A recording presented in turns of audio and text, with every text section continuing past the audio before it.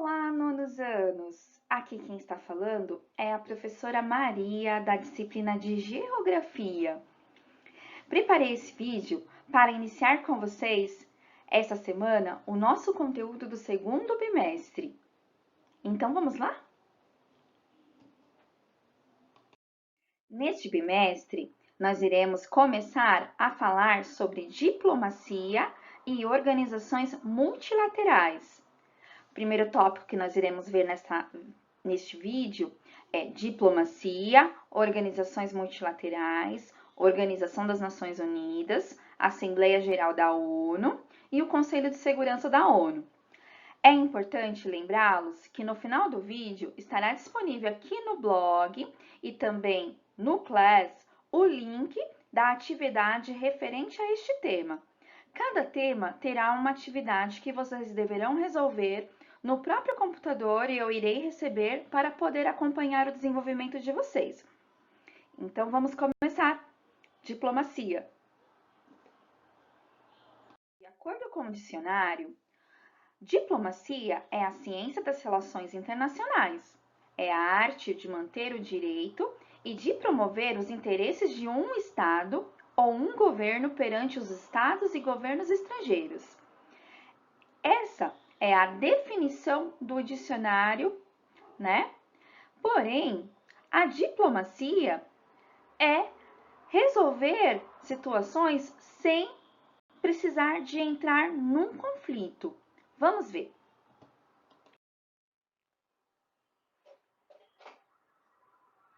Diplomacia é o caminho pelo qual a resolução de conflitos é negociada com a mediação de um representante de Estado ou de organizações internacionais especialistas em políticas externas. Qual é o papel do diplomata? De um modo geral, um diplomata é um representante do país perante outros países. Aqui no Brasil, ele trabalha para o Ministério das Relações Exteriores, o Itamaraty, e conduz relações e os negócios do Brasil com outros países. Representa o seu país junto a outras nações, entidades e organismos internacionais. Também presta serviços consular, que é a prestação de assistência aos brasileiros que estão no exterior. Mas a ação dos diplomatas não se restringe a este papel. Eles também estimulam as relações comerciais e culturais entre países. Pensando nisso, separei um vídeo que fala um pouquinho sobre o papel do diplomata aqui neste vídeo. Nós iremos assistir, depois eu retomo.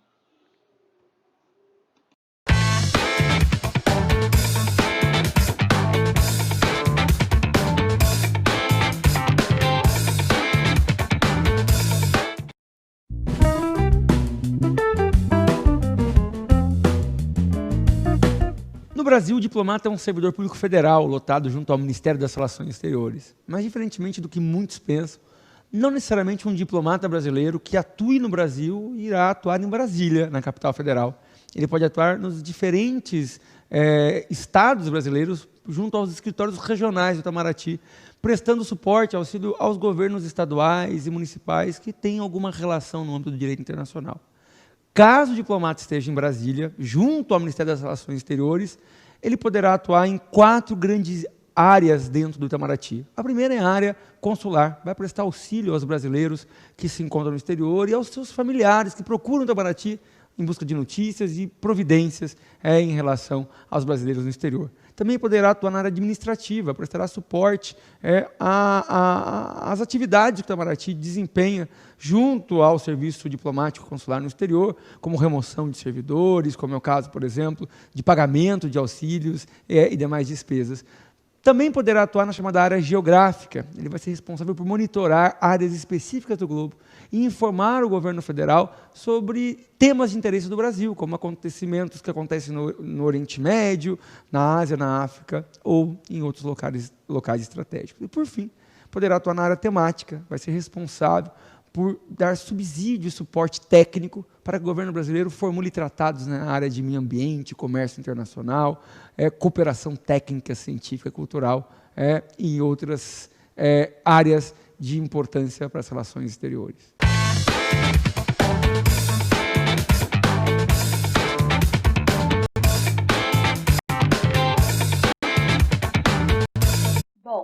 Agora que vocês aprenderam um pouco mais sobre diplomacia, eu irei falar com vocês sobre as organizações multilaterais e geopolítica. Geopolítica, vocês aprenderam lá no primeiro bimestre, que é a ciência que estuda as estratégias dos estados para administrar seu território. E as organizações multilaterais são aquelas que envolvem a participação de diversos países em suas decisões, cuja finalidade é viabilizar negociações e evitar conflitos, sejam eles ocasionados por questões políticas, econômicas, por disputas de países por fronteiras ou por outras formas de litígio, tá bom? Os organismos multilaterais de alcance mundial, eu separei dois para tratarmos: a ONU, a Organização das Nações Unidas, e a OMC, a Organização Mundial do Comércio. Ambas são de alcance mundial. Já os organismos multilaterais de caráter regional, eu destaquei três, mas são vários: a Organização dos Estados Americanos, a OEA, a União Africana e a União Europeia.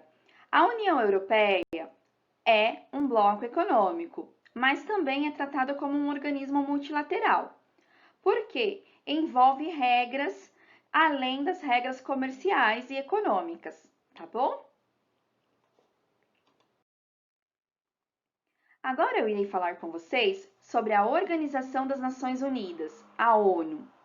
Após o fim da Segunda Guerra Mundial, em 1945, representantes de 50 países reunidos na cidade de São Francisco, nos Estados Unidos, redigiram a Carta das Nações Unidas, dando origem à Organização das Nações Unidas, que surgiu no ano de 1945, o mesmo ano que findou a Segunda Guerra Mundial. O objetivo da ONU é buscar e assegurar a paz e o desenvolvimento mundial por meio da cooperação entre os países. Então, a ONU tem basicamente um discurso de Miss, né, pela paz mundial, mas principalmente assegurar a cooperação entre países. A ONU é o maior órgão multilateral com escritórios e pessoal espalhados em todo o mundo.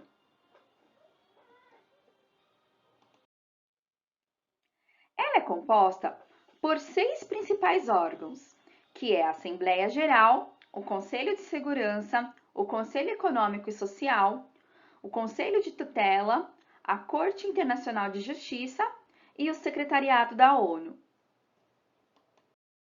A Assembleia Geral da ONU constitui a principal assembleia deliberativa da organização, composta por todos os Estados-membros, dirigida por um presidente eleito entre os países. Dentre as funções da Assembleia Geral, as principais são discutir e fazer recomendações sobre todos os assuntos em pautas na ONU, discutir questões ligadas a conflitos militares, com exceção daquelas na pauta do Conselho de Segurança, discutir formas e meios para melhorar as condições de vida das crianças, dos jovens e das mulheres, discutir assuntos ligados ao desenvolvimento sustentável, ao meio ambiente e aos direitos humanos, decidir as contribuições dos Estados-membros e como essas contribuições devem ser gastas e eleger novos secretários gerais da organização. A função principal da Assembleia Geral é debater essas recomendações, né? E fazer recomendações, tá bom? Então, é deliberativa a função da Assembleia Geral da ONU. Já o Conselho de Segurança da ONU é o órgão responsável por garantir a paz e a segurança entre os países membros. O Conselho de Segurança ele é composto por 15 países membros. 5 deles são permanentes, que é os Estados Unidos, a Rússia, o Reino Unido, a França e a China. Esses 5 países têm o poder do veto, tá bom? Eles são membros permanentes. Os 10 outros membros são temporários, eleitos na Assembleia Geral, a cada 2 anos. É o único órgão da ONU com poder decisório, sendo, portanto, um dever o respeito às decisões tomadas por ele. Então, basicamente, a Assembleia delibera, o Conselho de Segurança tem decisão, tá? E aí, essa decisão, é claro, que está pautada nos 5 países membros permanentes, que é os Estados Unidos, a Rússia, o Reino Unido, a França e a China. É importante saber quais são esses 5 países membros permanentes. Eles são os vencedores de guerra: Estados Unidos, Rússia, ex-União Soviética, a China, a França e o Reino Unido, tá bom? Então, eles têm o poder de vetar qualquer outra deliberação ou qualquer outra ação promovida pelos 10 temporários, que são votados a cada 2 anos pela Assembleia Geral, ok? As principais funções do Conselho de Segurança da ONU é manter a paz e a segurança internacional, determinar a criação, continuação e encerramento das missões de paz de acordo com capítulos 6º, 7º e 8º da Carta das Nações Unidas, investigar toda situação que possa vir a se transformar em um conflito internacional, recomendar métodos de diálogo entre os países, elaborar planos de regulamentação e de armamentos, determinar se existe uma ameaça para a paz, solicitar aos países que apliquem sanções econômicas e outras medidas para impedir ou deter alguma agressão, recomendar o ingresso de novos membros na ONU e recomendar para a Assembleia Geral a eleição de um novo secretário-geral. Pessoal, vimos nesse vídeo sobre diplomacia, organizações multilaterais, principalmente sobre a ONU. Faça as suas anotações.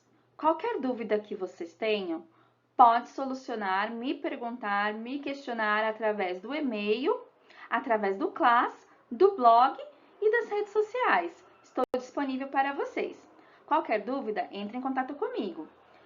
Na próxima semana, iremos falar sobre o Alto Comissariado das Nações Unidas para Refugiados, iremos falar sobre a OTAN e sobre forças de paz. Até lá!